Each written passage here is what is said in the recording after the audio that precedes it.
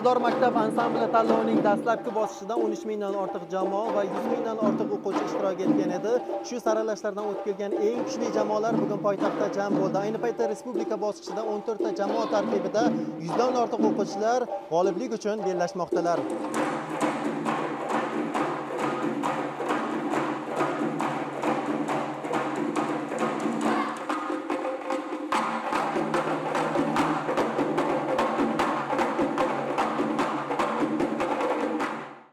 Mazkur tanlov yoshlar oyligi doirasida tashkil etilib, yoshlarning san'atga bo'lgan qiziqishini yanada oshirishga xizmat qilmoqda.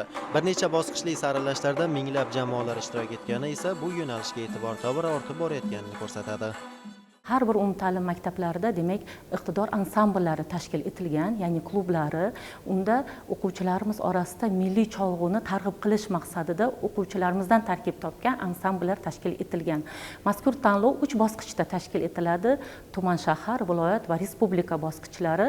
Mana o'tgan yili iqtidor maktab ansambli ilk marotaba o'tkazilgan bo'lsa, Boqiy shaharda, ya'ni Samarqand viloyatida o'tkazilgan bo'lsa, bu yil poytaxtda Toshkent shahrida o'tkazib kelinmoqda. Avvalambor ularning demak madaniyat nutqi, madaniyat kiyinishi, sahnaga chiqishi hamda cholg'ularda mahorat bilan ijro etishi hakamlarimiz tomonidan halol baholanadi. Tanlovda umumiy o'rta ta'lim maktablarining 6-sinfdan 10-sinfgacha bo'lgan o'quvchilari ishtirok etadi. Respublika bosqichida 3 ta kuy ijro etishlari kerak bo'ladi. Har bir kuy uchun 6 daqiqa vaqt ajratiladi.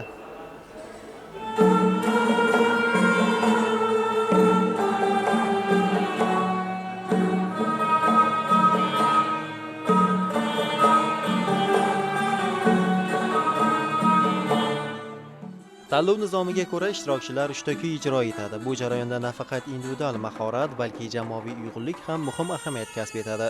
Har bir chiqish uchun belgilangan vaqt esa ishtirokchilardan aniqlik, tezkorlik va sahna madaniyatini talab etadi.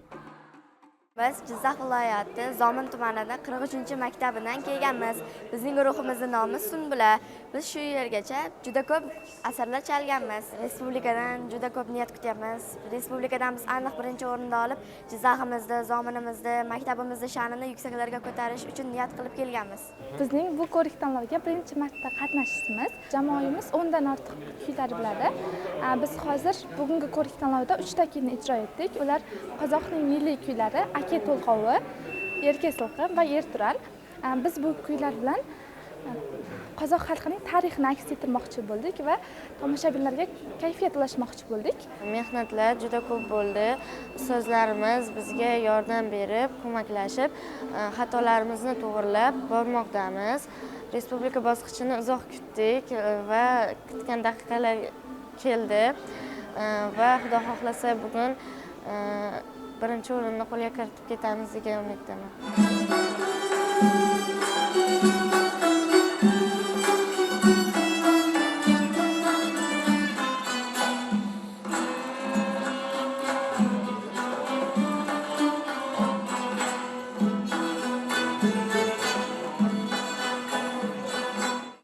Bunday loyihalar yoshlarning iste'dodini yuzaga chiqarish, ularni qo'llab-quvvatlash hamda milliy musiqa an'analarini asrab-avaylashda muhim ahamiyat kasb etadi.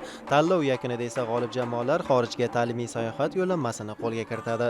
Zokir Mo'minov, Avazbek Sadullayev bugun dastur uchun.